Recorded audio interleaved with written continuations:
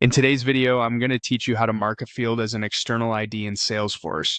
This process can be essential for ensuring your data is correctly integrated and managed within the Salesforce ecosystem. We'll walk through each step clearly, so even if you're new to navigating Salesforce, you'll be able to follow along with ease. To begin, head over to your Salesforce homepage.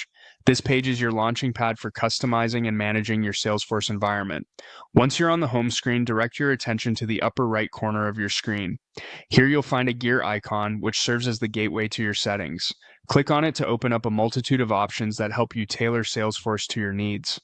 From the drop-down menu that appears, select the option labeled Open Advanced Setup. This will redirect you to the back end of Salesforce where all the magic happens. Within this setup page, locate and click on Object Manager. This section houses all the objects that make up your Salesforce database. Now, within the Object Manager, you'll need to find a specific object that you're working with. Simply search for it using the interface provided, click on it, and you'll find a detailed menu related to that specific object. Within this menu, click on Fields and Relationships. Here's where you can begin to modify and add new fields. Once you're inside the Fields and Relationships section, you'll want to click on the New button to create a new field. You'll be presented with different options, so select the one that aligns with your data type needs and hit Next to continue the setup. Now, it's time to enter the specifics for your new field.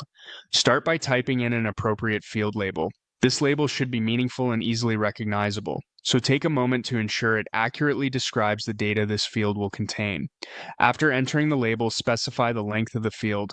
The length often depends on your data requirements and should be chosen thoughtfully to accommodate your data volume. With those details filled in, look for the option to mark this new field as an external ID.